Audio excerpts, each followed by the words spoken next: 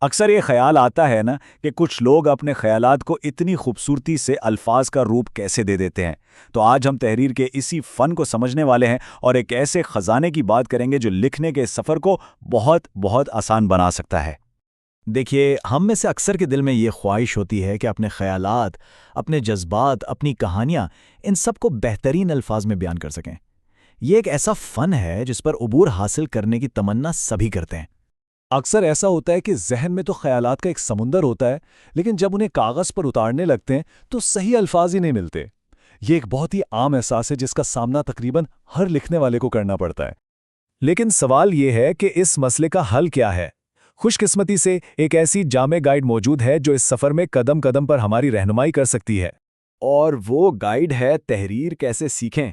یقین کریں، یہ صرف ایک کتاب نہیں ہے، بلکہ یہ ایک مکمل ٹریننگ گائیڈ کی طرح ہے جو مؤثر تحریر کے سارے دروازے کھول دیتی ہے۔ اس کتاب کی سب سے زبردست بات پتہ ہے کیا ہے؟ اس کا دائرہ کار۔ یہ بالکل پہلے قدم سے آپ کا ہاتھ تھامتی ہے اور ایک ماہر قلم کار بننے تک کا پورا راستہ دکھاتی ہے۔ کسی بھی عظیم عمارت کی طرح ایک بہترین تحریر کی بنیاد بھی تو مضبوط اصولوں پر رکھی جاتی ہے نا، اور یہ کتاب بالکل یہی کام کرتی ہے۔ یہ ہماری بنیاد کو مضبوط بناتی ہے۔ تو یہ بنیاد کن ستونوں پر کھڑی ہوتی ہے؟ کتاب کے مطابق یہ ہیں: اردو املا، ہجے کے اصول، رموز اوقاف یعنی پنکچویشنز، اور کمپوزیشن کے بنیادی اصول۔ مثال کے طور پر صرف ایک کوما غلط جگہ لگانے سے پورے جملے کا مطلب بدل سکتا ہے۔ یہی وہ باریکیاں ہیں جن پر گرفت مضبوط کرنا بہت ضروری ہے۔ اچھا، جب بنیاد اتنی مضبوط ہو جائے تو پھر اس پر مختلف قسم کی شاندار عمارتیں تعمیر کی جا سکتی ہیں۔ یہ کتاب بھی بالکل اسی طرح لکھنے کی بنیادی باتوں سے آگے بڑھ کر پروفیشنل رائٹنگ کی اقسام تک لے جاتی ہے۔ تو یہ سفر شروع ہوتا ہے مضمون نویسی جیسی بنیادی مشق سے، پھر آگے بڑھتا ہے کہانی لکھنے کے فن کی طرف، پھر فیچر نگاری، اور آخر میں صحافت جیسے پروفیشنل میدان تک پہنچتا ہے۔ مطلب ایک مکمل اور بڑا منطقی سفر ہے۔ اور سنیے، بات یہیں ختم نہیں ہوتی۔ اس کتاب میں رپورٹنگ، کالم نگاری، ایڈیٹنگ کے اصول، ترجمے کا فن اور یہاں تک کہ انٹرویو لینے کے طریقوں پر بھی تفصیلی رہنمائی موجود ہے۔ سچ میں یہ تو ایک آل ان ون خزانہ ہے۔ اب اس کتاب کے بارے میں ایک بہت ہی اہم اور منفرد پہلو پر بات کرتے ہیں۔